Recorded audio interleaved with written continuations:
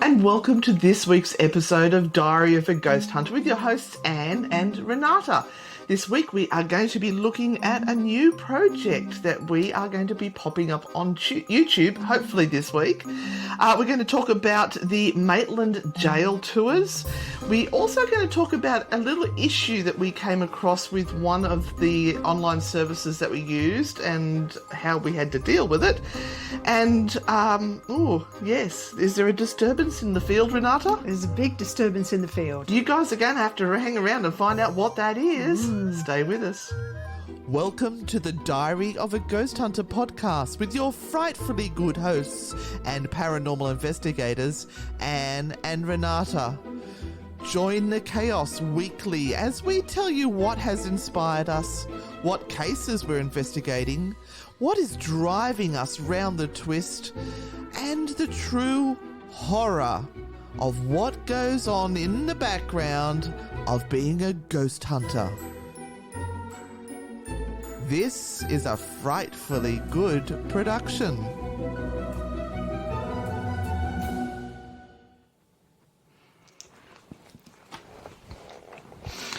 Oh, hi, Anne. It's been a big week. Oh, it has been a big week. Oh, boy. The elements have not been kind. I was hoping now that we've moved into autumn that the horrible weather would have not yet. nicked off. Not yet. Not yet. We had 2 tours over the weekend. Both tours were at Maitland Jail. They were probably some of the hottest and most humid days we have come across in the last few months. Yeah. We've had some stinking hot days, but the humidity on this was a killer. Wow. Absolute killer. Wow. I actually didn't think I would make it when we did the residence. I thought, it was Saturday. You were sweating. It was like I was in a shower. You looked like you had actually just got out of the swimming pool and you were dripping with water. It was horrible. Absolutely horrible. And I thought, how can I look like this with guests coming in and about to do a tour? And that's kind of one of the things you've got to think about when you're in this position. I mean, people lob up and they come to a tour and they think everything's wonderful and fine. They don't know what's going on in the background. They don't know what the tour guides have had prior to that, what catastrophes have happened, and even heat can disrupt how you're performing and how you're going to be in front of people. And when you've just spent 20 minutes setting up and you're literally sweat is pouring down your arms and you weren't thinking, glistening, you were a river running. I've got to stop this some way. And so embarrassing. We have some American friends who are talking about coming over to visit us, and we say, don't come in summer. Do not come in summer. Actually, don't arrive until at least April. Because April till probably early October is the nice time to visit Australia. Our winters are very mild compared to what some of you guys get in America and Europe and England and Ireland. So, avoid Australia anywhere at the end of spring and the start of autumn because it is filthy hot still. Yeah. And look, can't function. We are in a spot that gets a lot of humidity here. So, yep. All right. So, now... Oh, we've had some traumas, like you do. This is another thing when you're working and you're trying to run things as a business and you're looking at how to put things together in a professional way. You're using platforms that a lot of businesses use. And even though you try and make sure that you know enough information about these platforms, they don't offer everything unless you go looking sometimes. So you don't know there's a problem until you know there's a problem. You know what I mean? Until one day you go, I just wonder. And then you go and look and you go, oh my God. So, as some of you know, we do use Patreon. And Patreon is a place where people who enjoy your work and want to support your work, because we do this full-time now. We are full-time creators and tour guides, whatever else you want to call us, but we live and breathe the paranormal. And we have some beautiful people who have said they will pay a monthly amount of money to support our work. And I think, for the Grand Pooh bars, the entry is $10 a month. So 2 cups of coffee a month. Yeah. And we set it all up. We got it rolling. We're going, yay, great, like that. And it's all wonderful and fine. And then I was looking at the numbers in our Patreon group, and I'm going, we have a lot of members in this Patreon group, but it doesn't match up to what we are receiving per month. Now, that can make you think, is Patreon taking this money? Yeah. You know, are we being charged more than we thought we were going to be charged? Because they've got to charge something. Yeah. Because they've got to make money to provide the service that they provide, which is fine. Yeah, so you went and had a bit of a look to see what was going on. Yeah, and I dived in and thought, well, I'm going to pull up all of our Patreons, and I went and had a look at, you know, how long people have been with us, and some people have been with us for over 2 years, which is just such an honour. But then I also noticed that there was all these declined payments. And I went, that's weird. We've not received anything to say there was declined payments. So some of these people I knew really well, and I got onto them and said, did you know that your credit card payment bounced and there's actually not been any payments coming out for months? And they went, oh my God, no, I changed my credit card over and I didn't even think of the Patreon payment, which I'm guilty of that sort of thing as well, is when your credit card expires. I generally wait for people to say, oh, your credit card bounced, do you need to fix it up? Because I can't remember what I've used it for all my payments. So all these poor, beautiful Patreon people who thought they were supporting us, there was about 16 who hadn't been paying for a while, and all of them have been absolutely mortified. So and it was awkward for us as well. So 1, Patreon didn't let them know that their payments had bounced. 2, Patreon didn't tell us that their payments had bounced. So it was like this whole awkward situation, and everyone's been very gracious, and thank you guys. We really appreciate it. But I guess the lesson is that you have to kind of really be on your toes when you're starting to use all of these little extra apps and places where you can sort of take your fans and the people that watch you and sort of just be aware of exactly what you're doing. I'm trying to fiddle with one at the moment. Oh, I bet you are. And they say, you can set this up in minutes. Yeah. Easy peasy. Yeah. No, you cannot. You cannot set it up in minutes. Well, not people like us. I mean, No. technology people might just go, bang, bang, bang, bang, bang, done. Look how easy that was. And we're going, I haven't even got my website back up after 4 months now. I have been without a website. We have to get on to Cousin Matthew. People will email me and go, trying to find things on your website, can't find any. No. Yeah, no, you can't Got because hacked. it's not up. And because I am technologically absolutely, You are bereft of improving. talent. No, you are improving, and it's just a matter, because like today, this new project we're going to tell you about, Yeah. I actually showed Renata how we do what we do, and how to take what she had given me. Oh, teasing here. I like a little tease. And how we could create something from it. Yep. So we've taken it, and I'll explain a little bit more about that in a second. But It's layers. It's layers. layers, and Well, you've got to know this stuff. So, yeah. And how did I learn this stuff? I mucked around with it. Yeah. I just kept pressing buttons. I used to use one of the programs for my EVPs anyway, so I had some sort of idea on how to use that. But I just kept pressing buttons until something worked, and there's always the go back button, the undo button, which saves everything. Oh. But it was really good to have you with us. There's more than one of them. Sorry. tease it out. Well, we had to get the theming right with it. We had to get...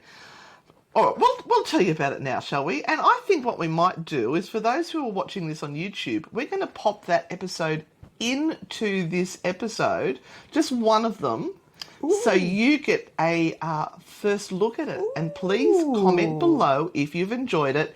It will go on to... It will still be on our YouTube, but it will be under a separate playlist. So... stay tuned. Yes. So, what we've decided to do is a new project called Seriously Weird. So, we are looking at stories that are seriously weird, and we are going to read them out for your pleasure because we know some of you like the true hauntings. And so today what we did is we've recorded Renata. I've then had to go in and edit it, so we took out any errors that were in there or any gaps. I was bad today. No, you weren't.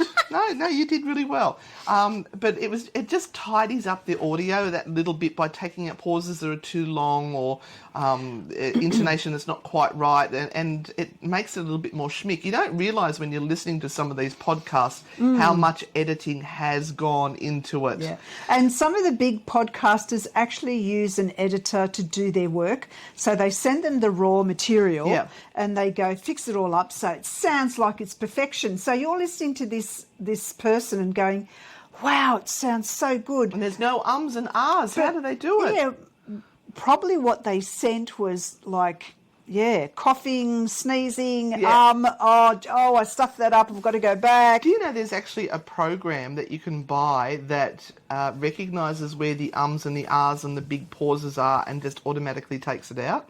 Oh, how much is it? I don't know. At the moment, I'll just keep editing it. It's all good. Yeah, so we are going to launch that this week. We've got one in the can, but we had to determine between us what the music was going to be. The background. And then we had to get the video over the top of it so that it was something that we both thought was appropriate. We had to get the levels of the music right because I know how much I hate it when music is too loud. But for those on YouTube, here it is now. Let us know what you think. This true ghost story comes from a writer who wrote into Reddit, and this is how it goes. When I was 8, I would walk home from school every single day. It took me about 10 minutes. I would be home by myself every day for about an hour and a half before my parents came home, and my older brother went to a different school, so he was always late home as well. I was used to this alone time. I'd sink into the couch and watch cartoons before my family came home and took over. I actually really enjoyed the alone time. I was raised in a very Christian home and was very sheltered. I would get into trouble watching Power Rangers sometimes because the bad guys were so evil. I remember being taught that after you die, you either go to heaven or hell. You don't get a say whether you're going or not. So that means that there is no such thing as ghosts. Or so I thought. One day after school, I came home to the same routine, but this time standing in the corner was a dark figure, the height of the door frame, and it was staring at me. It looked like the textbook Grim Reaper minus a scythe.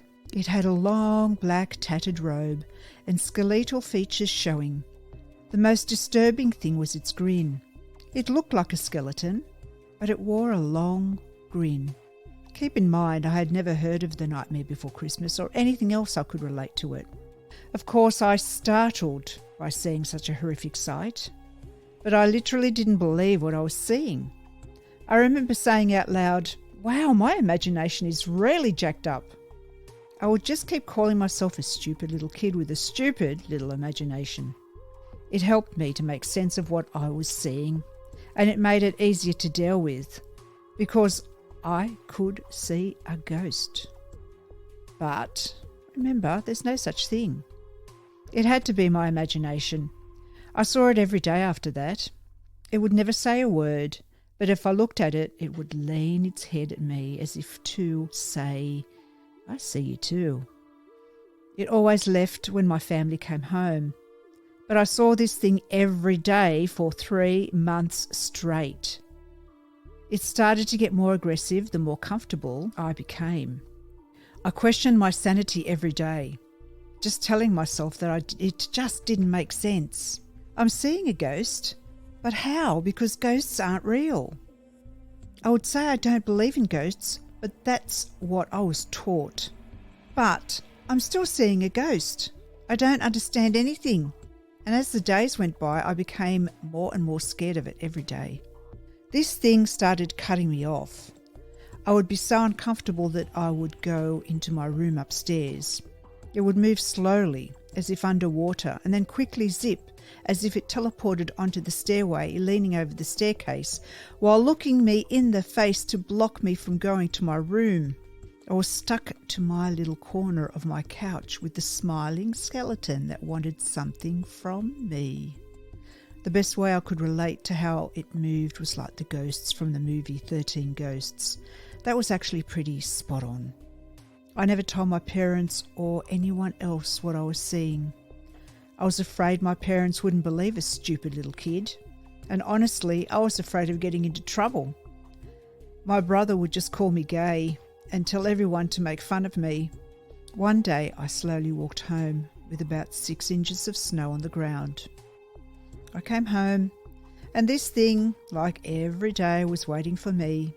I sat on the couch in fear, like always. This time it zipped in front of my face and took its hands and shrouded them over my face as if it wanted to grab me and then zip back. For the first time I screamed as loud as I could and ran outside. My parents came outside to me crying, sitting in the snow. My parents asked me what was wrong, and the first thing I said was, "I know, I'm a stupid little kid with a stupid little imagination and you're never going to believe me." After I told my parents, I expected them to look at each other in disbelief and make me look under my bed for monsters. They turned to each other and said in a stern voice, "Why didn't you tell us?" That scared me more than they knew because they sounded like they knew something. My parents have never told me anything that would scare me before, but my parents told me the God-honest truth as if I was grown up. They told me that the people that lived in the house before us had a little girl that was demon-possessed in our house and took her own life. And now the demon wanted me. My parents immediately poured baby oil into a cap. They prayed over it and put a dab of it in the shape of a cross over every door and window in the house. After that, I saw it outside my kitchen window looking in. That is the first time I saw it outside. Then a week after that, and 2 weeks after that. But then I never saw it again. Whether anyone believes me or not isn't important. Whether it was my crazy 8-year-old brain like I thought, but I know what I saw, and I saw it for 3 months straight. No one can take that from me.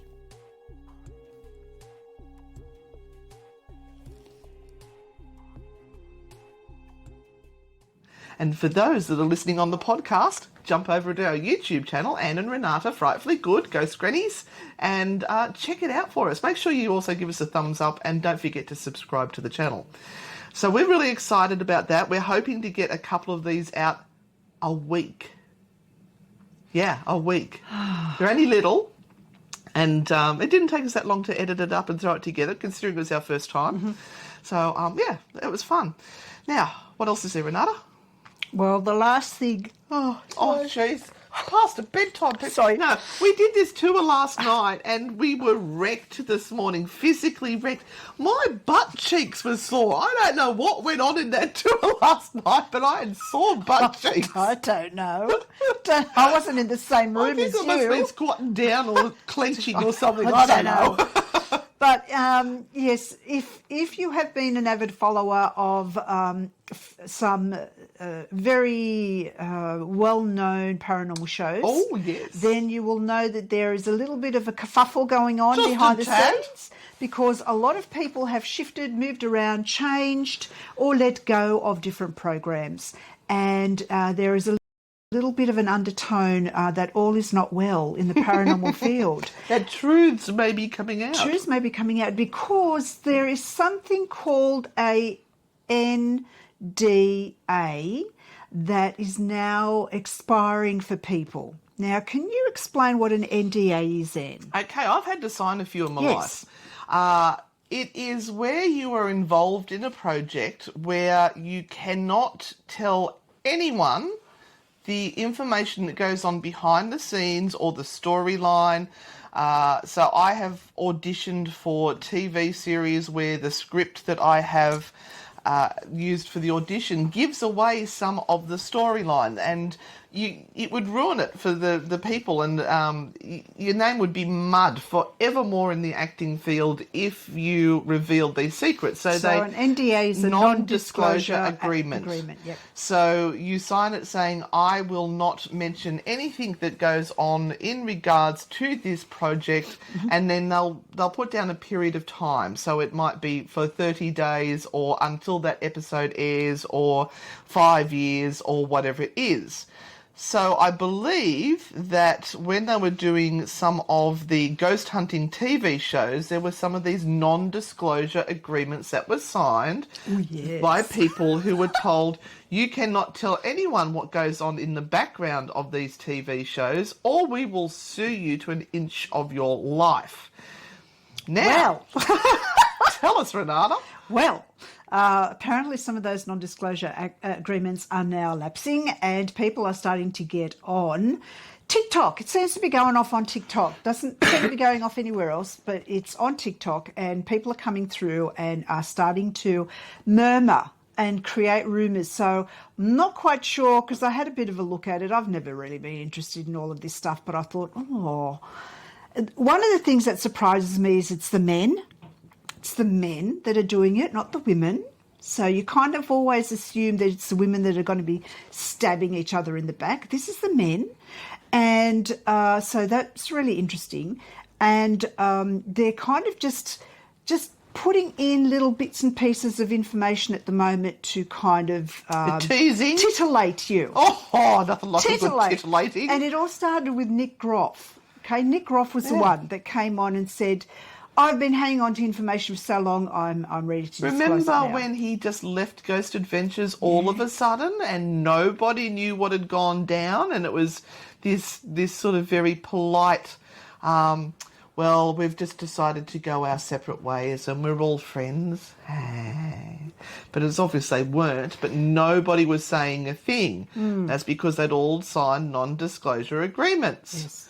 So it's I posted a question on my Facebook page, and I kind of I just wanted to know, for curiosity's sake, what people thought, that if a piece of information came out about your favourite paranormal investigator that's high up in being seen on TV, they have a huge loyalty and fan base, would that change anything? Would it change how you thought about it? Would it change anything if you found out that some of the hauntings had been fixed? Some of the stuff that is allegedly haunted isn't.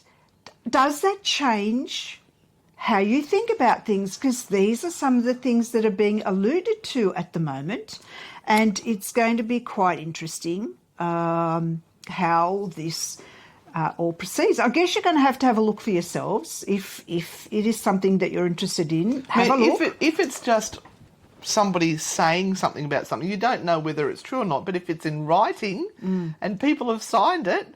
Yeah, and the thing about it is it just everyone having a tanty? Is trying to knock Zach off his throne, maybe? Is it everyone sort of going, it's all seems to have been in the hands of one person for too long, and I'm having a bit of a moment about it all, so I'm going to say my piece, or is it true, and are you ever going to know that? But this is how these things start.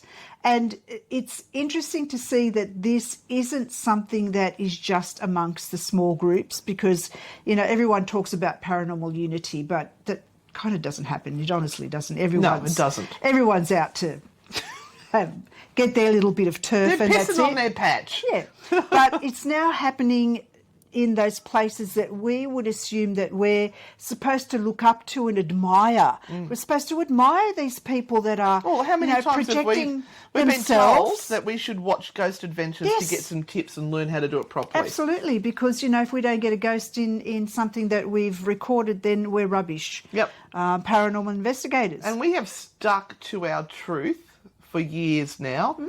As painful as it may be sometimes, we have stuck to our truth. So we're not going to get caught out for fake and stuff, because we never have. even though people will put their fabulous thoughts That on. old lady's faking it. Yeah, they can do that. So. Anyway, that's it. That's our week. Look, so it's going to ramp up next week, I reckon. Yeah, I reckon I'm sure we're going to have a lot to report next week. Yes. But we're actually running a bit late tonight. We're meant to be in at the radio studio right now, so we're going to rip off our microphones and head in there. Thank you for joining us this week. Please make sure you've liked, subscribed, share it around, share the love. If you want to become a Patreon, head over to them and look for Anne and Renata. And of course, Spooky Sundays. Yeah, join us on Spooky Sundays. Every Sunday night at 8 p.m. Sydney time. Thank you, guys. We'll see you on the dark side and be frightfully good. Bye. Bye.